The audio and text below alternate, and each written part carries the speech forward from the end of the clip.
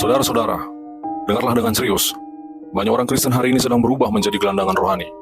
Mereka masih rajin ke gereja, masih aktif dalam pelayanan, bahkan masih menyebut nama Tuhan dengan mulutnya. Tetapi di dalam hati mereka kosong, kehilangan arah, dan terseret arus dunia. Lebih tragis lagi, banyak di antara mereka justru mengikuti pemimpin-pemimpin yang rusak, oknum pendeta yang gemar memfitnah, majelis yang hidup dari gosip, dan pelayan dengan kepribadian narsistik yang menjadikan gereja sebagai panggungnya. Inilah tanda yang jelas dari Alkitab. Menjelang hari kedatangan Kristus, banyak yang akan murtad, banyak yang tersesat, dan banyak yang akan kehilangan kompas rohani. Fenomena ini bukan sesuatu yang jauh atau hanya ada di luar sana, tetapi sudah ada di dalam tubuh gereja itu sendiri. Banyak jemaat yang datang dengan wajah saleh, namun hatinya kering dan tidak punya kehausan akan kebenaran. Mereka menjadi seperti aktor dalam sebuah panggung, bermain peran rohani, namun sesungguhnya tidak memiliki kehidupan rohani yang sejati. Mereka hadir dalam liturgi, tetapi tidak hadir dalam hadirat Allah. Gereja yang dipimpin oleh orang dengan kepribadian narsistik dan majelis yang dangkal menjadi tempat subur bagi munculnya gelandangan rohani. Karena yang diwartakan bukanlah Kristus, melainkan pertunjukan manusia. Jemaat yang tidak kritis akhirnya kehilangan kepekaan terhadap suara Roh Kudus, dan justru lebih peka terhadap gosip dan bisikan fitnah. Inilah realita tragis. Gereja dipenuhi orang-orang yang berjalan tanpa arah menuju jurang rohani. Halo, shalom umat pemenang. Yesus sudah memperingatkan bahwa pada akhir zaman, dalam Matius 24 ayat 10, banyak orang akan murtad dan mereka akan saling menyerahkan dan saling membenci. Orang Kristen yang kehilangan arah akan dengan mudah meninggalkan iman mereka. Kehilangan arah rohani bukan berarti berhenti beribadah, melainkan kehilangan inti iman yang sejati. Mereka tetap beraktivitas gerejawi, tetapi hatinya sudah bukan milik Kristus. Inilah potret gelandangan rohani. Berjalan tanpa tujuan yang jelas, tidak tahu siapa dirinya di hadapan Tuhan, dan akhirnya hanya hidup untuk mempertahankan kebanggaan agamawi. Kita bisa melihat gejala ini di dalam gereja masa kini. Majelis dengan kesadaran diri yang rendah dan intelektualitas yang terbatas seringkali menjadi pion dari oknum pendeta dengan hati yang busuk. Mereka mudah dipengaruhi, lebih setia pada figur manusia ketimbang kepada kebenaran firman. Ketika seorang pendeta atau pelayan dengan NPD menyebarkan gosip, mereka menelan mentah-mentah tanpa pertimbangan. Akibatnya identitas rohani mereka bukan lagi sebagai hamba Kristus, melainkan sekedar pengikut buta dari suara manusia. Kehilangan arah rohani juga tampak dalam cara banyak orang Kristen membangun hidupnya. Mereka sibuk mencari status sosial, kenyamanan hidup, atau pengakuan manusia, tetapi lupa bahwa mereka seharusnya membangun hidup di atas Kristus. Mereka mengira bahwa identitasnya cukup dengan menyandang nama Kristen, padahal tanpa ketaatan pada firman, identitas itu hanya label kosong. Orang yang kehilangan arah dan identitas rohani akan mudah menjadi budak manusia. Mereka tidak lagi mendengar suara gembala yang sejati, melainkan tunduk pada pengaruh pemimpin yang manipulatif. Inilah yang membuat banyak jemaat tidak lagi berdiri teguh, melainkan hanyut dalam arus yang digerakkan oleh orang-orang dengan agenda pribadi. Kehilangan arah ini hanyalah awal. Ketika tidak berakar dalam firman, mereka akan semakin rapuh menghadapi badai iman.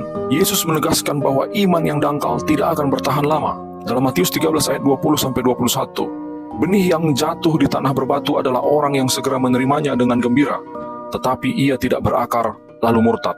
Orang yang hanya menerima firman di permukaan, tanpa penggalian dan tanpa ketaatan, akan segera jatuh ketika penganiayaan atau tekanan datang. Mereka seperti gelandangan rohani, berpindah-pindah mencari kepuasan, tetapi tidak pernah berakar di dalam Kristus. Fenomena ini nyata dalam gereja. Jemaat dengan intelektualitas rohani rendah lebih suka sensasi rohani instan ketimbang mendalami kebenaran. Mereka akan mudah digerakkan oleh khotbah manipulatif pendeta yang narsistik atau gosip yang disebarkan para majelis. Ketika tokoh itu berbicara, mereka menganggapnya sebagai kebenaran mutlak, padahal jelas-jelas bertentangan dengan firman Tuhan. Karena tidak berakar, mereka tidak punya filter. Mereka lebih percaya suara manusia daripada Roh Kudus. Tidak berakar berarti hidup rohani hanya sebatas emosi sesaat. Mereka menangis dalam kebaktian, tetapi tidak berubah dalam kehidupan. Mereka suka pengalaman rohani spektakuler, tetapi tidak mau bertekun dalam doa, firman, dan pertobatan yang sejati. Akar tidak terlihat oleh mata, tetapi justru yang menentukan kekuatan pohon. Demikian juga, akar iman yang dalam menentukan apakah seseorang tahan menghadapi badai rohani atau tidak. Disinilah kita melihat tragedi jemaat yang menjadi korban fitnah dan gosip. Karena tidak berakar, mereka dengan mudah percaya kebohongan. Karena tidak mendalami firman, mereka tidak bisa membedakan mana suara Allah dan mana suara manipulasi. Mereka haus pengakuan manusia, bukan haus kebenaran.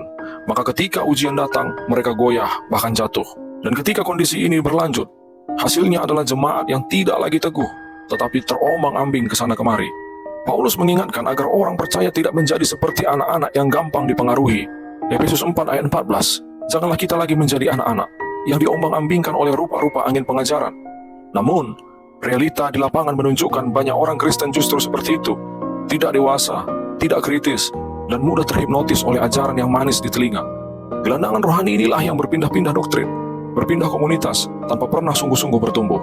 Oknum pendeta dengan kepribadian NPD yang suka memfitnah menjadikan kelemahan jemaat sebagai keuntungan pribadi. Ia melemparkan isu, memutarbalikkan fakta, dan menyebarkan ketakutan demi mempertahankan pengaruh. Majelis yang dangkal mendukungnya, sehingga jemaat kecil pun semakin bingung. Mereka diterpa badai gosip, manipulasi, dan pengajaran yang tidak sehat, sehingga akhirnya mereka kehilangan arah. Ketika firman sejati dikhotbahkan, mereka bahkan menolak, karena sudah terbiasa dengan suara kebohongan. Ajaran sesat tidak selalu berbentuk doktrin yang terang-terangan melawan Kristus. Seringkali ia datang dalam bentuk manipulasi halus, memelintir kebenaran, memutar balik makna firman, atau memanfaatkan ketakutan jemaat untuk mengontrol mereka. Jemaat yang tidak dewasa rohani akan mudah termakan karena tidak terbiasa menguji segala sesuatu dengan firman. Ketika jemaat diterpa angin pengajaran sesat, hidup rohani mereka menjadi tidak stabil. Hari ini mereka percaya pada satu hal, besok mereka beralih pada hal lain. Mereka seperti kapal yang hanyut tanpa jangkar.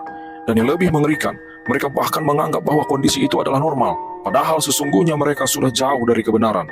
Inilah yang kemudian membawa mereka kepada titik paling berbahaya, suam-suam kuku, tidak panas dan tidak dingin, dan akhirnya dimuntahkan Tuhan. Gelandangan rohani adalah orang-orang suam. Mereka tidak sungguh setia pada Kristus, tetapi juga tidak berani menolaknya secara terang-terangan.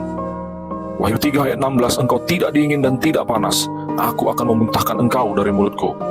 Mereka hidup dalam zona abu-abu.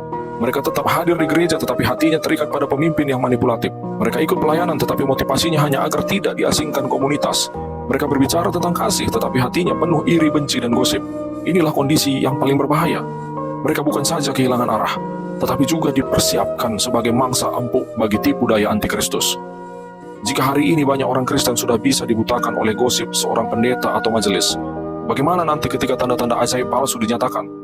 Bagaimana ketika dunia diseret masuk ke dalam penyembahan sistem global yang antikristus? Mereka yang tidak setia sekarang pasti tidak akan tahan nanti. Menjadi suam berarti hidup dalam kompromi.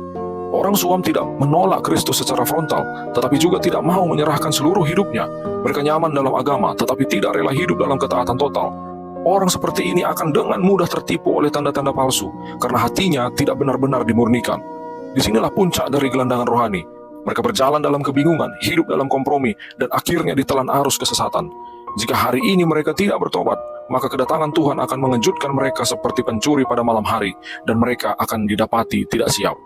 Lalu bagaimana jalan keluar dan solusi atas semua hal ini? Tuhan Yesus tidak hanya memperingatkan kita tentang bahaya, tetapi juga memberi jalan keluar. Mari perhatikan Yohanes 15 ayat 5. Barang siapa tinggal di dalam aku dan aku di dalam dia, ia berbuah banyak, sebab di luar aku kamu tidak dapat berbuat apa-apa. Jalan satu-satunya untuk terhindar dari gelandangan rohani adalah tinggal di dalam Kristus. Artinya, hidup saudara harus berakar dalam firman-Nya, bukan dalam gosip, bukan dalam popularitas pemimpin, dan bukan dalam sensasi rohani palsu. Tinggal di dalam Kristus berarti menjadikan Dia pusat segala sesuatu, pikiran, keputusan, dan arah hidup. Tanpa itu, semua aktivitas rohani saudara hanyalah topeng kosong. Saudara juga harus belajar dewasa secara rohani, bukan hanya puas menjadi anak-anak yang mudah diombang-ambingkan. Dewasa rohani berarti memiliki kerendahan hati untuk ditegur, ketekunan untuk menggali firman, dan ketegasan untuk menolak suara kebohongan, sekalipun datang dari seorang pemimpin. Jemaat yang dewasa tidak bisa ditipu dengan gosip murahan atau khotbah manipulatif, karena mereka mengenal suara gembala yang sejati. Solusi juga ada pada pertobatan yang radikal. Gereja yang dipenuhi oleh gosip, fitnah, dan kepemimpinan manipulatif harus berani bertobat. Pendeta yang narsistik harus ditundukkan kepada salib. Majelis yang dangkal harus merendahkan diri di hadapan firman. Dan jemaat harus berhenti mencari manusia sebagai sandaran. Tanpa pertobatan sejati, segala upaya akan sia-sia.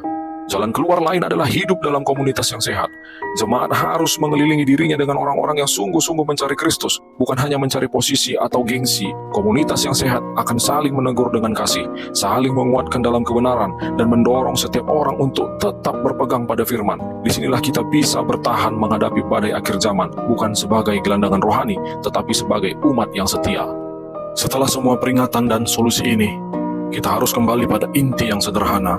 Hanya mereka yang berakar, bertobat, dan setia sampai akhir yang akan diselamatkan. Jemaat Tuhan yang terkasih, jangan menjadi gelandangan rohani. Jangan biarkan diri saudara kehilangan arah hanya karena mengikuti suara manusia. Jangan biarkan akar iman saudara dangkal sehingga mudah dicabut oleh gosip atau fitnah. Jangan biarkan diri saudara diombang-ambingkan oleh ajaran sesat. Hanya yang berakar dalam Kristus, hidup dalam kekudusan, dan setia sampai akhir yang akan diselamatkan. Gelandangan di dunia masih bisa ditolong, tetapi gelandangan rohani di akhir zaman adalah jalan pasti menuju kebinasaan. Tuhan Yesus mengasihi saudara, jemaat Tuhan dimanapun Anda berada. God bless you.